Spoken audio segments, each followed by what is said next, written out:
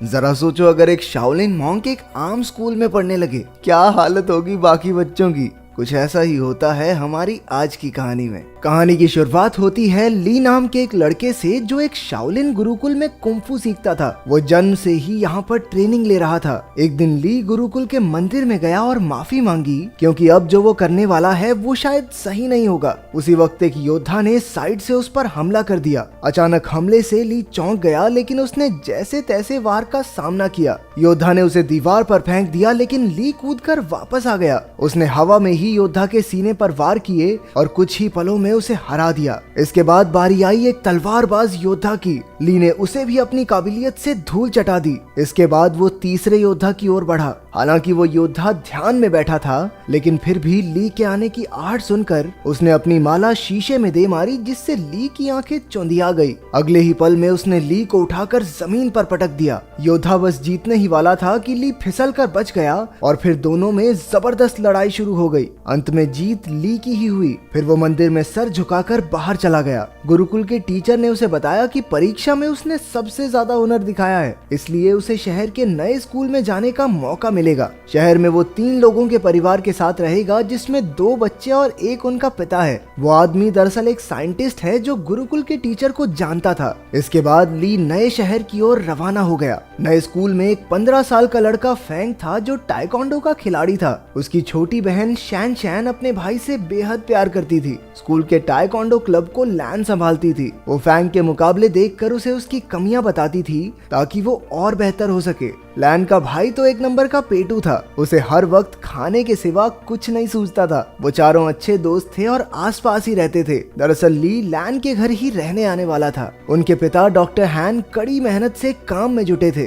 उसकी पत्नी कई साल पहले गुजर गई थी, तो अब वो काम में मस्त रहता था। वो एक खास डिवाइस तैयार कर रहा था, जिस पर शहर के गुंडों की नजर थी। डॉक्टर हैन ने बच्चों को कॉल किया, पर लैन खुश नहीं थी, क्योंकि उसके पिता कभी घर ही नहीं आते थे। डॉक्टर हैन ने जल्द ही आने का वादा किया और उन्हें एक तोहफा खोलने को कहा, जो उसने घर पर भिजवाया था। असल में उस डब्बे में वही डिवाइस था जो वो गुंडे चुराना चाहते थे। तभी ली ने दरवाजा खटखटाया और लैन उसे अंदर ले आई। वो उसे उसका कमरा दिखाने ले गई और उधर उसके पिता को गुंडों ने बंदी बना लिया। उस गैंग के लीडर लैरी ने डॉक्टर हैन को धमकाकर उससे वो डिवाइस मांगा। डॉक्टर हैन ने कहा कि ऐसा तो कोई डिवाइस है ही नहीं। उसने बताया कि वो तो एआई टेक्नोलॉजी पर काम कर रहा है, जिससे कि उसके बच्चे अपनी माँ की आवाज वाले रोबोट से बात कर सकें। लेकिन लैरी को उस पर विश्वास नहीं हुआ। उसने सीसीटीवी फुटेज से पता लगाया कि वो डिवाइस तो डॉक्टर हैन के घर जा चुका है। फिर लैरी के 2 चेलों ने आगे बढ़कर डिवाइस चुरा कर लाने का जिम्मा ले लिया। स्लॉपी और फिस्ट काफी खुश थे, क्योंकि गुंडे बनने के बाद ये उनका पहला मिशन था। उन दोनों ने अजीबोगरीब कपड़ों से भेष बदला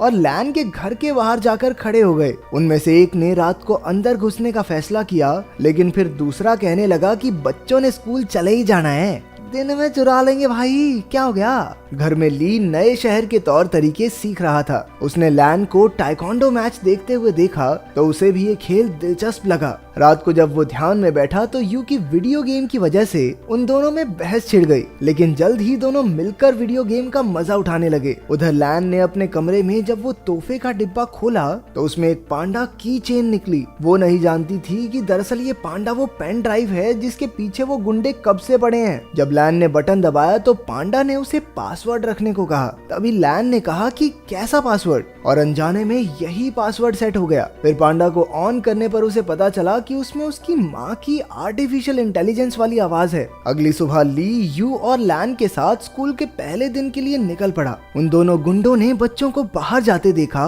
और अपने प्लान को अंजाम देने का फैसला किया। लेकिन तभी उनमें से एक की नजर उस पैंडा की चेन पर पड़ी, जो लैन ने अपने बैग से टांग रखा था। अब उन्होंने लैन से वो डिवाइस छीनने का प्लान बनाया। रास्ते में लैन ने ली को फैंग से मिलवाया। उसी वक्त एक गुंडे ने चुपके से की चेन चुरा ली और वहां से भाग गया। तभी ली ने उसे देख लिया और अपनी फुर्ती दिखाते हुए उसने गुंडे को झट से पकड़ लिया। तभी फैंग भी उसका साथ देने आ गया और दोनों ने मिलकर उस गुंडे की खूब धुलाई की। लेकिन वो गुंडा अब भी नहीं माना और एक बार फिर से पैंडा चुरा कर भाग निकला। अब की बार उन सभी दोस्तों ने मिलकर उसे कचरे के डब्बे में फिट करके सड़क से लुढ़का दिया। फिर स्कूल में ली की क्लास के बच्चे एक शाओलिन योद्धा को देखकर हैरान रह गए। वो उससे पूछने लगे कि क्या कभी वो शादी कर सकता है। वो उससे उल्टे पुल्टे सवाल पूछने लगे। तुम कभी शादी कर सकते हो क्या? भाई कुंफू करके दिखा दे भाई। हाँ एक बार दिखा दो, हाँ एक बार भाई, एक बार कुंफू करके दिखा दे भाई, मजा आ जाएगा।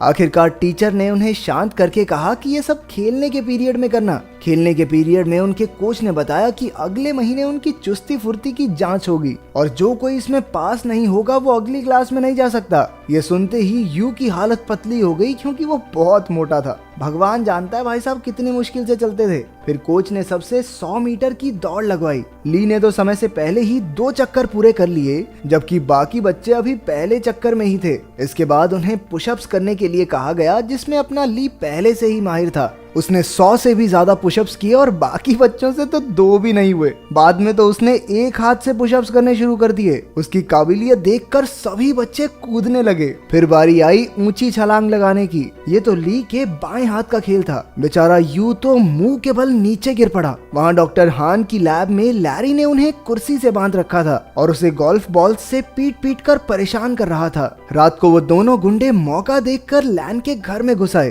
तभी ली की नजर उन पर पड़ गई और वो एक खिलौने के पीछे छिपकर उन्हें डराने लगा, लेकिन उन्होंने जल्द ही उसे देख लिया और मौका देखकर उस पर हमला कर दिया। जब लैन वहां पहुंची तो गुंडों ने पैंडा चुरा लिया और फरार हो गए। ली ने लैन और यू को सारी कहानी बताई, लेकिन उन दोनों को लगा कि वो मजाक कर रहा है। इसके बाद हम देखते हैं कि वो दोनों गुंडे अपने मुंह में गोल्फ बॉल्स भरकर लेटे हुए थे। असल में उन्होंने गलती से पैंडा की चेन की जगह वैसा ही दिखने वाला एक परफ्यूम चुरा लिया था। लैरी को एक खास डिवाइस 3 दिन के अंदर किसी कंपनी को बेचना है और इसीलिए अब उसे बेचैनी होने लगी। उसने बड़े गुस्से में उन दोनों गुंडों की गोल्फ बॉल से निशाना लगाया और उन्हें धमकाकर जल्द से जल्द वो खास डिवाइस लाने का ऑर्डर दे दिया। अगले दिन स्कूल में सारे बच्चे फेंग का टाइकोंडो मुकाबला देख रहे थे। वहीं यू और शैन शैन पीछे बैठी 2 बदसूरत लड़कियों के बारे में बातें करने लगी। ये लड़कियां कोई और नहीं बल्कि वो दोनों गुंडे ही थे जो भेष बदल कर वहाँ आए थे। उन्हें लैन के बैग पर वो पैंडा दिखाई दिया और दोनों उसे चुराने के लिए सही मौके का इंतजार करने लगे। उसी वक्त ली ने फैंग को एक मुकाबले की चुनौती दी।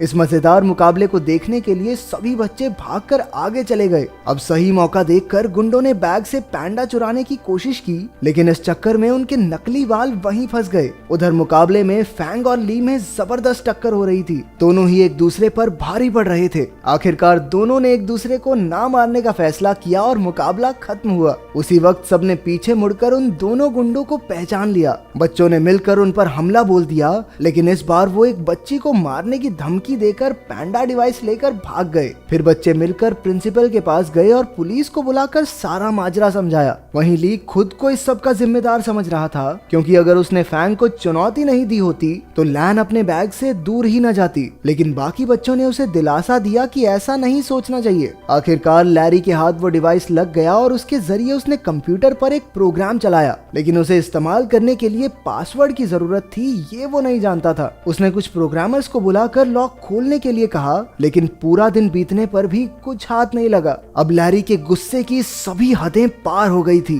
तभी उसने डॉक्टर हैन के फोन पर उसकी बेटी का मैसेज देखा। लैन चाहती थी कि उसके पिता उसके जन्मदिन के लिए कल घर आ जाएं। लैरी ने डॉक्टर हान की तरफ से कल पार्टी में पहुंचने का वादा कर दिया। अगले दिन लैन और उसके दोस्त जन्मदिन की पार्टी की तैयारी कर रहे थे। बाकी सब लैन को घर में अकेला छोड़कर उसके लिए तोहफे लेने गए। तभी लैन को उसके पिता का मैसेज मिला कि वो घर के बाहर आ गया है, लेकिन जैसे ही वो बाहर निकली उसे किसी ने अगवा कर लिया और गाड़ी में डालकर ले गया। उसी वक्त ली और उसके दोस्तों ने लैन को वैन में देखा और अपनी साइकिल्स लेकर उसका पीछा करने लगे। अंत में सब डॉक्टर हान की लैब में पहुंचे और लैन को ढूंढने लगे। वहीं लैरी और उसके बिजनेस पार्टनर में बहस छिड़ी हुई थी, क्योंकि लैरी उस खास डिवाइस को कल बेचने वाला था, लेकिन अब तक उसे उसका पासवर्ड तो पता नहीं। अब लैरी गुस्से में लैन के गले पर चाकू रखकर उससे पासवर्ड पूछने लगा। लैन ने जवाब दिया, कैसा पासवर्ड? और उसी वक्त वो प्रोग्राम चालू हो गया। बाहर शुरुआत वाले दोनों गुंडे अड्डे की रखवाली कर रहे थे। ली और फैंग ने उन पर हमला करके उन्हें कुछ ही पलों में चित कर दिया, लेकिन इसके बाद उनका सामना हुआ लैरी के आदमी ब्रैडली से। वो भी एक खतरनाक फाइटर था, इसलिए ली और फैंग मिलकर भी उसे हरा नहीं पा रहे थे। अंदर लैब में लैरी की डील पक्की होने ही वाली थी, कि उसी वक्त यू ने आकर चुपके से अपनी बहन और पिता को रिहा कर दिया। ली ने भी वहां पहुंचकर गुंडों का मुकाबला किया। उसी वक्त लैरी पेन ड्राइव वाला बैग लेकर बाहर की ओर भागा, लेकिन डॉक्टर हान, यू और लैन ने मिलकर उसकी धुलाई कर दी। ली एक बार फिर से ब्रैडली के साथ मुकाबला करने में फैंग का साथ देने पहुंच गया। आखिरकार वो दोनों मिलकर उसे हराने में कामयाब हो गए। अंत में पुलिस भी वहां पहुंच गई और सारे गुंडों को पकड़ लिया। बाद में ली और यू को उनकी बहादुरी के लिए प्रिंसिपल ने मेडल दिए। अगर वीडियो पसंद आई तो लाइक कर देना, चैनल को सब्सक्राइब कर देना। मिलते हैं अगली वीडियो में।